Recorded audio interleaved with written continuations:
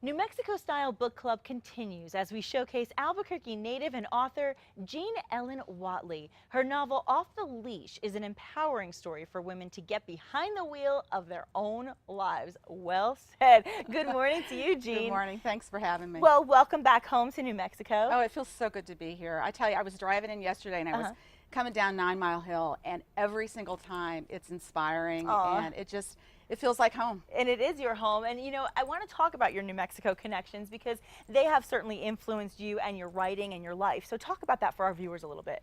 Well, you know, Albuquerque, and I refer to it in the book, Off the Leash. Albuquerque is, interestingly, both the hero and kind of the villain in my life because, you know, it really, it continues to inspire me. There's a lot of creative energy here that definitely you can really tap into. It's so true. And I grew up, I went to high school, Valley High School. I got a shout out to all my friends at Valley High School. Went to high school and college here, UNM, went to through the journalism program, and it's amazing. Was a journalist here. And so I launched a career, and I had 3 of my 4 kids here, and my family's still here. So Albuquerque is very much my, you know, Tierra Madre, you know. Yes.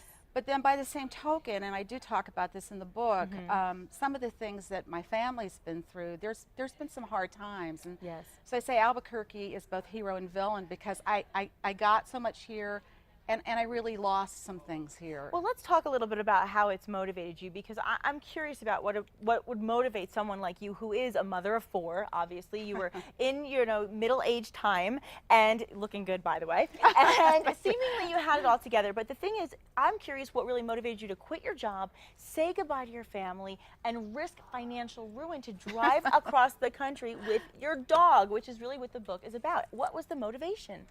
Well, you know, I think, Nikki, that sometimes people come to a point in their life where they say, I just simply cannot do this another day. And perhaps not everybody gets to that point, and I don't know necessarily that that's a good thing. To a lot of people say it, they just don't do it. Yeah, well, you know, this is true, and for me, I lost my oldest brother to cancer in August of 2010. He was only 64. Oh, gosh. And his name was Don Whatley, and he was a very prominent figure here in Albuquerque. He was a lifelong educator, and he had been the president of the Teachers Union. Wow. And Don passed away in 2010, and he was the second of 2 older brothers to die inside a few short years.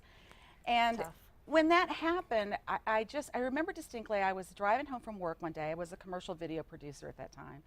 And I was at the stoplight, and I'm sitting there at the light, and I just thought, I am so unhappy and sad, and I just feel like, what's the point? Wow. You know? And that really motivated it. And then, actually, then within a few days, my brother passed away. Gosh. In the midst of that, I'm sitting on the front porch waiting for the death call, literally, from Albuquerque. You know, I had to come back home and be with family. Right. And my dog, this 86-pound yellow mutt who's sitting at my feet, gets up, Libby, and she goes tearing across our front yard and stops like a cartoon, and she's barking at the cat next door. Oh, my gosh. This cat's like 15 feet away from her, and she wants that cat more than life itself, but she wouldn't go beyond the invisible fence, the electric fence that's around our yard. Okay. And I remember sitting there thinking, oh, that silly dog, she doesn't even realize that the batteries in her collar are dead. Oh my gosh. They've been dead for months, and it's like this. But she knew, stop. But she knew, and she was so conditioned to not go beyond and not, you know, challenge that barrier. And I swear it was like this billboard dropped down in front of me, and it said, what's really holding you back? Wow. And so you did something about it. From doing what you want to do. Wow. And it was a little crazy, and it took a few months for the plan to percolate, but I really never forgot that moment when I thought, this is calling me out, saying, I'd always wanted to be a writer, a real writer, I say. Right. I mean, I'd been a journalist and a But you wanted to write a book. But I wanted to write stories that were meaningful to me, and I wanted to write and share some experience that, valid or not, and teach some lessons along the way. You know. And so that was the beginning of it. It took me a few months to get it together, and then a few months later, I literally hit the road. And I'll never forget the day when I went in and gave notice on my job. That's amazing that you did it. It's something that takes a lot of risk, but you took the risk, and I'm glad you did it. And I'm curious, what was the most surprising part of the journey of a lifetime that you took? What surprised you? Well, I think that how intertwined our lives are, and really how much we have, you know, in common, and how much we share as human beings. Yeah. Off the Leash, you know, is really a metaphor for freedom. I love that. It's breaking free from lives that make us sick or unhappy or we're unfulfilled. And it's really about challenging your fears to take care of the things that we long for. And for me, it was to take this journey that I had wanted to take with my brother before he passed away, and I learned the hard way that we lose our chance sometimes. That's right, that's right. Life So is short. Take those chances. I, as a journalist, I had moved around and I had all these friends that I hadn't seen in a long time, and so I wanted to go and do that journey.